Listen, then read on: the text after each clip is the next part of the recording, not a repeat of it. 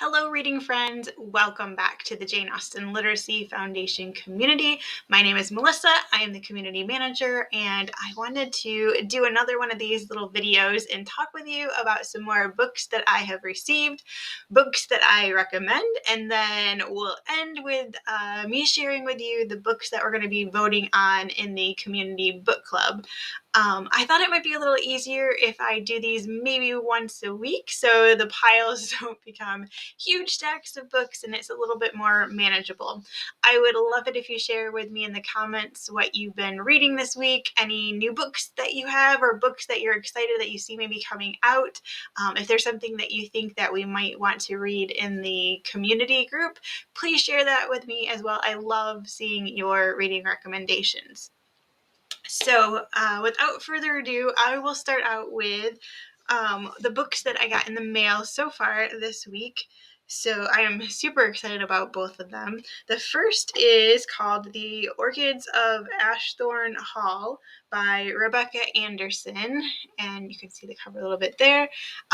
This one is, I think, going to be like the perfect fall read, but I'm sure I'm not going to wait till fall and I'm going to read it before then. But it says, a ghostly estate, a handsome caretaker hiding a secret, and the intrepid Hyacinth Bell who is set on solving the mystery of both.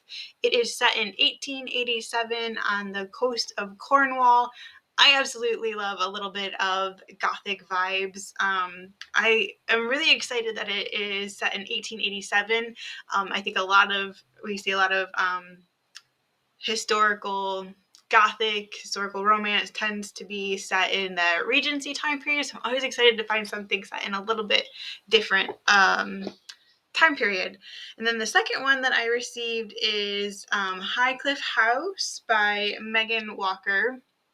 I believe I've read a few of her other books as well, and they've always been good, so I'm excited for this one. It is 1813, Brighton, England. It seems to be a relationship where the hero has had some sort of financial insecurity happen, and she is looking to get away from her father. There's been some sort of gossip situation that's happened that she just wants to get out of the public eye. It says, will it take more than a day at the beach for these two headstrong hearts to admit they have been wrong about each other? If they are willing to invest a little time working out their differences, they might have a chance at real love. And who doesn't want a chance at real love? So this one is going to be on my stack to read coming up soon. Thank you to Shadow Mountain for sending those to me. It's such a nice treat to get to read books before they have been released. All right, I have two recommendations for you. I was kind of inspired by the sun shining this week. The birds have been chirping so loud outside, and we have ducks in the pond out back. It's just, I love this time of year, so it really inspires me to kind of have books that have that feeling of new life, new beginnings. And I think the perfect book for that is Her Heart for a Compass by Sarah Ferguson. I absolutely adored this book. It, to me, definitely has, like, if you love Austen, it kind of gives you that Austen vibes. It's not very fast paced.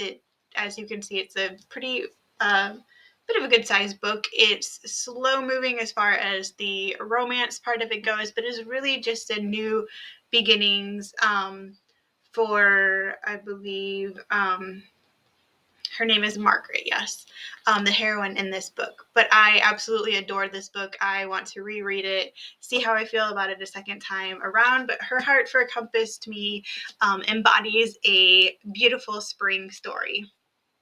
Then the second one that I have is a nonfiction recommendation, and it is called Blooming Flowers. Just look at this stunning cover. This is one of those books that you are walking by the shelves and it's just a standout.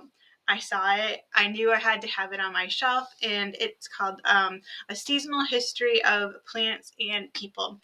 If you are into flowers and the meaning behind flowers, even if you don't know every in and out of them, this is just a gorgeous book to kind of grab at different times. It is broken up by seasons. You can see just how absolutely stunning it is. It has a lot of historical references to flowers as well that I really enjoyed. I think if you are a historical fiction in any form sort of reader, this book will really resonate with you. So that is my nonfiction recommendation for springtime.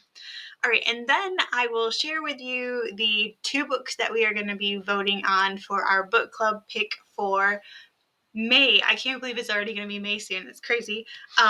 So the 2 that we have are Marilla of Green Gables.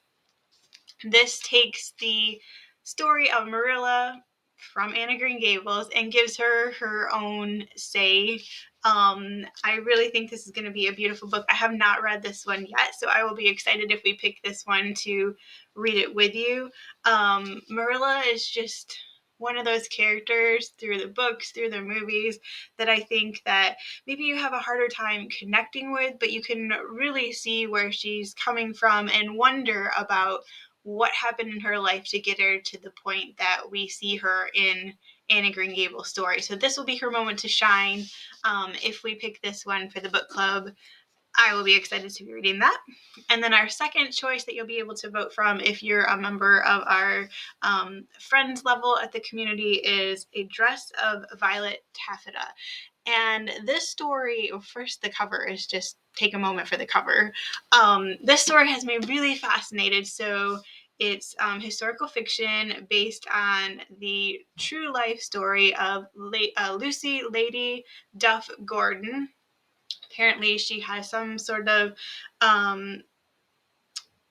impression left on the fashion world, but the fascinating part to me about this story was that she was actually one of 706 people to survive the Titanic. So I think fashion meets the Titanic story is going to be really interesting. So I'm excited if we choose either one of these books for the book club. If you are not a member of our community yet, we have from free to $10 tiers. I will put all the information in the box below so you can check out what we have. I did want to show you one last thing.